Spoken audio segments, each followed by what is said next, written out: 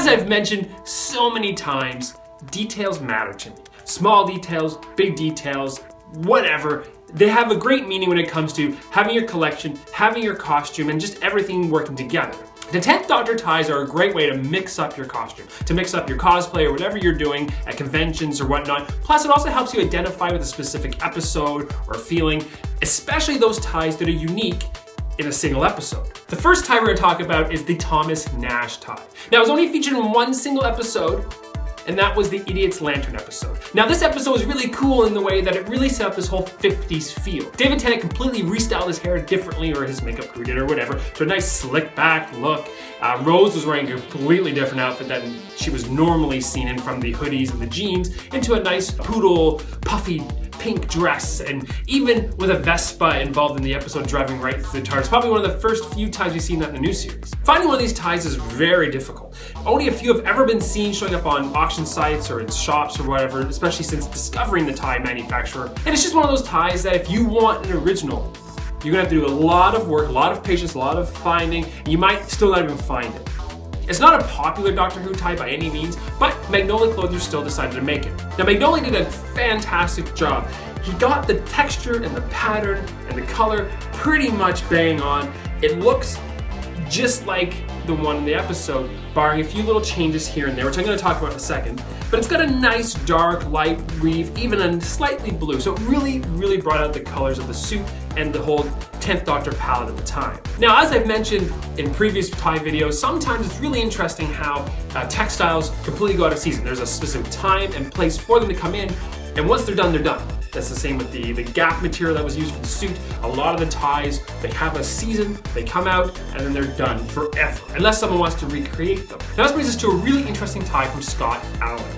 Now, this name doesn't have anything to do with Doctor Who. There's no connection with this series aside from one tie they brought out a couple years ago, which looked just like the Idiot's Lantern tie. So as you can see, it has the same pattern, the same overall look, except that it's very monochrome. As if they took the tie, grayscaled it down, lightened up certain areas, and said, here you go, here's a new tie. Now, I grabbed this tie for a number of reasons. One is, of course, is that it looked very similar to the actual tie used in the show, but also because it's kind of neat to have a off scale like this. It wasn't an expensive tie, and I have worn it with black suits before. It's kind of like a Doctor Who formal tie. Now, here's one of the most unfortunate parts of having a tie like this. Now, this tie, like I said, this tie is very interesting. The fact that when you held it up to the original tie, it's almost a match, perfect match side by side. Stephen Rix's pictures that I'm showing here right now show that it was a dead-on, almost stitch-for-stitch match to the original tie. Magnoli's tie is almost perfect when it comes to the colors and the design itself, but its scale is off. The next tie we're going to talk about actually has the same manufacturer as the 50th anniversary tie, and that was a St. George by Duffer tie. Now, this particular tie showed up in a number of episodes, and this is one of the very few ties that I've actually put a lot of time and effort into replicating with Magnoli. I was given lots of high-resolution images and scaling and ruler beside the tie, everything like that, to actually give to Magnoli and replicate this tie perfectly. It's a great reproduction. His original tie that he brought out in this version was actually quite a bit lighter, wasn't quite perfect.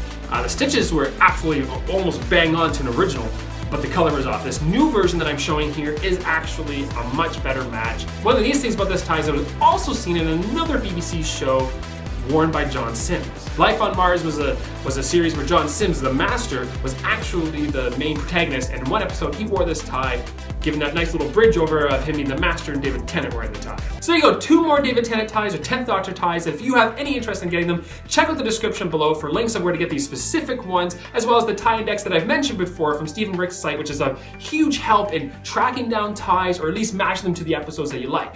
Be sure to subscribe if you want to see some more videos. I will have more tie videos, more Doctor Who props, and of course, all the other videos I have going on, from Power Rangers to superheroes, you name it, will be showing up there. But for now, be sure to click here and here to check out my other 2 tie videos and take a look at those, but be sure to like them, be sure to share them.